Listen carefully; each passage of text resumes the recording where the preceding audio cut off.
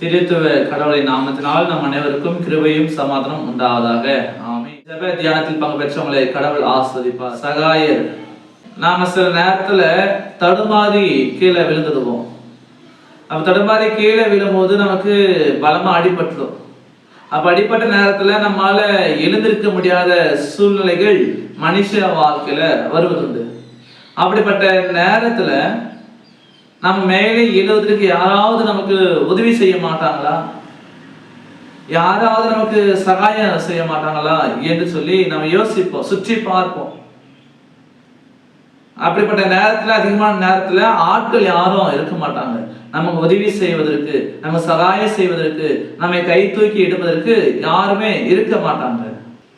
அப்படிப்பட்ட சூழ்நிலையில நமக்கு கொஞ்சம் கஷ்டமா இருக்கும். இன்னும் சற்று யோசிச்சு பார்க்கும்போது, சில நாட்களுக்கு முன்பு யாராவது கீழே விழுந்துட்டாக்கா என்ன பண்ணுவாங்க, எல்லாரும் போய் கை தூக்கி எடுப்பாங்க, உதவி செய்வாங்க. அடிபட்டு இருந்தா முதலுதவி செய்வாங்க. பயம் போவதற்காக, அதை அடுக்க போவதற்காக தண்ணீர் கொடுத்து உதவி செய்வாங்க. இது ஒரு காலம். ஆனா இன்றைக்கு இந்த காலகட்டத்தில் பார்க்கும்போது, யாராவது ஒருத்தர் கீழே விழுந்துட்டாக்கா அவங்கள போய் தூக்கி முதலுதவி செய்வதை பார்க்கலாம்.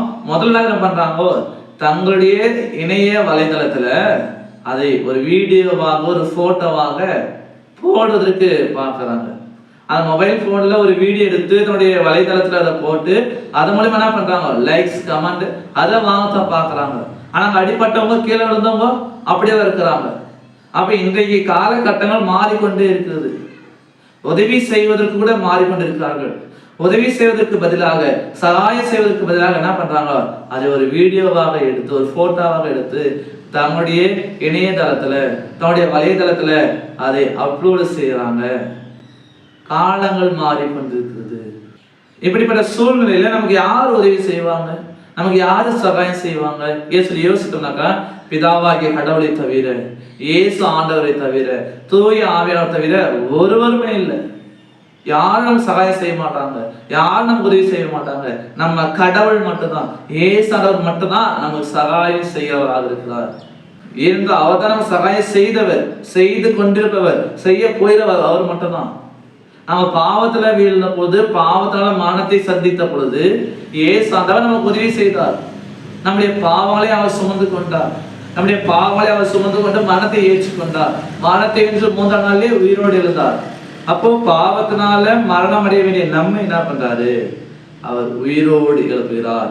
அந்த மரணத்திலிருந்து நம்ம மேலே வருவதற்கு அவர் சகாயம் செய்கிறார். அவர் நமக்கு உதவி செய்கிறார். அவர் நம்ம வாழ்க்கையில இருக்கிறார். அப்போ இயேசுவினால மரணத்திலிருந்து உயிர்ப்பிக்கப்பட்ட நாம பிறருக்கு என்ன செய்ய வேண்டும், சகாயம் செய்ய வேண்டும். பிறருக்கு நாம் என்ன செய்ய வேண்டும், உதவி செய்ய வேண்டும். இன்னைக்கு 2 காரியம். 1, இயேசு நம்ம வாழ்க்கையில நமக்கு சகாயம் செய்கிறாரு. அதே போல நாம பிறருக்கு உதவி செய்யும் பொழுது நம்முடைய வாழ்க்கையை கூட அவர் ஆதரிக்கிறாரு. அதுதான் வசனம் சொல்லுது. சங்கீதங்களின் புஸ்தகம் 54வது சங்கீதம் 4வது வசனம் இப்படியாக சொல்கிறது, இதோ கடவுள் எனக்கு சகாயர், ஆண்டவரின் ஆத்துமாவை ஆதரிக்கிறவர்களோடு இருக்கிறார்.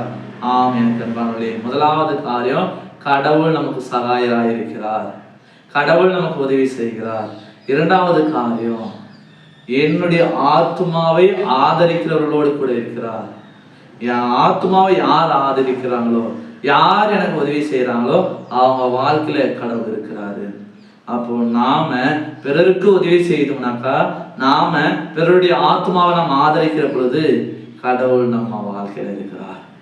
மனம் மாறும், மனம் திருந்துவோம். ஏசு ஆண்டவர் நமக்கு சகாயம் செய்திருக்கிறார், நாமும் பிறருக்கு சகாயம் செய்வோம். ஏசு ஆண்டவர் நம்முடைய ஆத்மாவை ஆதரிக்கிறார், நாமும் பிறருடைய ஆத்மாவை ஆதரிப்போம். கடவுளுடைய நாமத்தை மையப்படுத்துவோம். கடவுள் நம்மை ஆசீர்வதிப்பார். இந்த உலகத்துல இயேசு மட்டுமே நமக்கு சகாயராக இருக்கிறார். அந்த ஆண்டவருக்குள்ளாக தொடர்ந்து நாம் வாழ தூய ஆவியானவர் நம்மை எடுத்துவாராக. ஆமென். எல்லாவற்றுக்கும் மேலான தெய்வீக சமாதானம் உங்கள் இருதயங்களையும் சிந்தனைகளையும் கிறிஸ்து இயேசுக்குள் காத்துக்கொள்வாராக. ஆமென். அனைவருக்கும் சோஸ்திரம். கடவுள் உங்களை ஆசீர்வதிப்பாராக. ஆமென்.